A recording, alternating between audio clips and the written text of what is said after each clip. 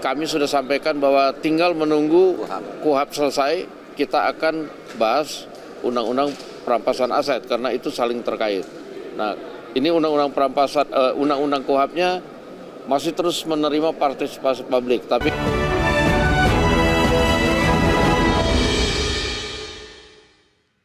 Wakil Ketua DPR RI Sufmi Dasko Ahmad menegaskan DPR akan segera membahas rancangan undang-undang tentang perampasan aset.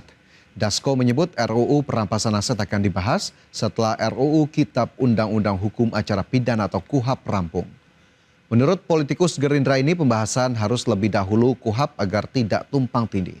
Adapun saat ini pembahasan RUU KUHP masih dalam tahap partisipasi publik dan akan segera dituntaskan. Dasko memastikan proses pembahasan RKUHP segera diselesaikan untuk membuka pembahasan RUU perampasan aset. ya tadi sudah disampaikan kepada adik-adik mahasiswa bahwa undang-undang perampasan aset itu terkait dengan beberapa undang-undang yang saling terkait dan supaya tidak tumpang tindih. Terakhir kami sudah sampaikan bahwa tinggal menunggu KUHP selesai, kita akan bahas undang-undang perampasan aset karena itu saling terkait.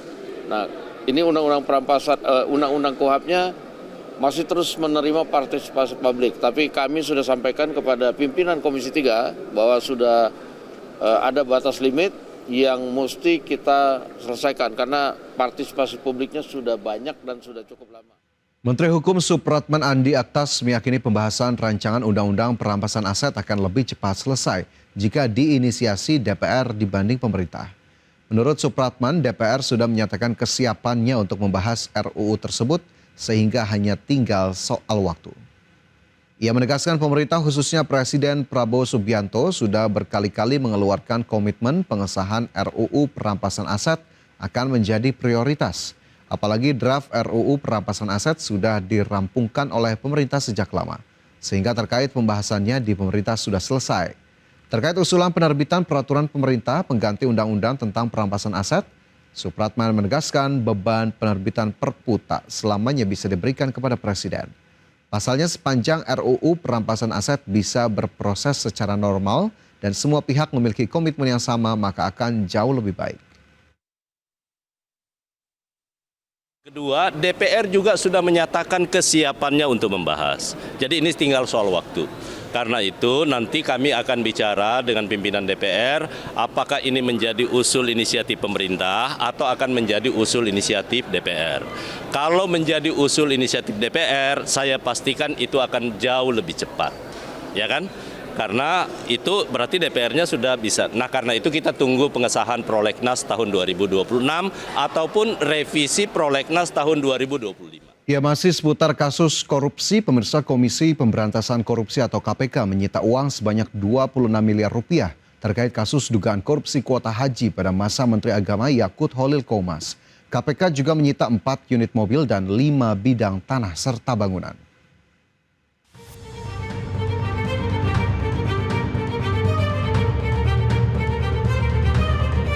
Komisi Pemberantasan Korupsi menyita sejumlah uang dan aset terkait kasus dugaan korupsi kuota haji pada masa Menteri Agama Yakut Kholil Qomas. KPK belum membeberkan pemilik dari sejumlah uang dan beberapa aset yang disita tersebut. Meski demikian, uang dan sejumlah aset yang disita salah satunya dari penggeledahan di kediaman mantan Menteri Agama Yakut Kholil Qomas di kawasan Jakarta Timur pada Agustus lalu. Penyidik telah melakukan penyitaan diantaranya sejumlah uang dengan total 1,6 juta US dollar ya, atau sekitar 26 miliar.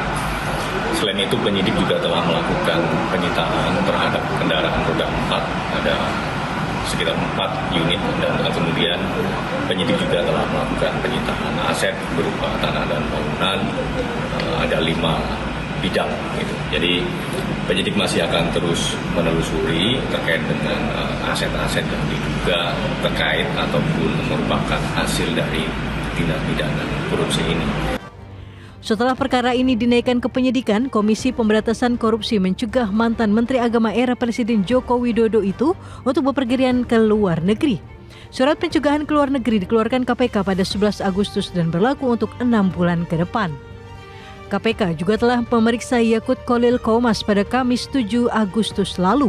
Yakut diperiksa hampir 5 jam dan memberi klarifikasi terkait pembagian kuota tambahan pada ibadah haji tahun 2024 lalu.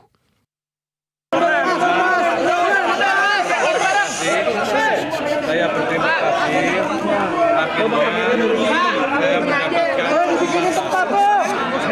kesempatan untuk mengklarifikasi segala hal, terutama yang terkait dengan pembagian kuota tambahan pada haji tahun 2024 yang lalu. Kerugian negara akibat perkara ini mencapai lebih dari 1 triliun rupiah. KPK menyebut angka tersebut merupakan perhitungan internal KPK dan sudah didiskusikan dengan Badan Pemeriksa Keuangan atau BPK. Tim Liputan IDX Channel. Pemirsa, Kejaksaan Agung resmi menetapkan mantan Mendikbudristek Nadiem Makarim sebagai tersangka kasus korupsi Chromebook pada periode 2019-2022 yang merugikan negara sebesar 1,9 triliun rupiah. Direktur Penyidik Jampitsus Kejagung Nur Cahyo Jungkung Madio menyebut penetapan Nadiem sebagai tersangka setelah Kejagung memeriksa sekitar 120 saksi dan 4 orang ahli dalam perkara ini. Sebelumnya Kejaksaan Agung juga telah menetapkan 4 orang tersangka dalam kasus ini.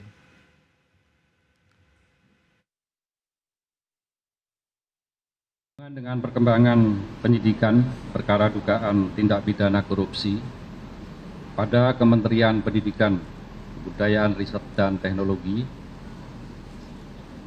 dalam program digitalisasi pendidikan tahun 2019 sampai dengan tahun 2022, dapat kami sampaikan bahwa berdasarkan hasil pemeriksaan dan alat bukti, yaitu berupa keterangan saksi, ahli, petunjuk, dan surat, serta barang bukti yang telah diterima atau diperoleh tim penyidik pada Jampitsus, pada hari ini kembali menetapkan 1 orang tersangka dengan inisial NAM selaku Menteri Pendidikan, Kebudayaan, Riset, dan Teknologi Republik Indonesia periode tahun 2019-2024. Pemirsa, Indonesia menempati peringkat ke-6 sebagai negara dengan tingkat korupsi tertinggi di Asia Tenggara pada tahun 2024. Meski membaik dari tahun 2023, posisi Corruption Perception Index Indonesia kalah dari Malaysia, Vietnam, dan Timor Leste.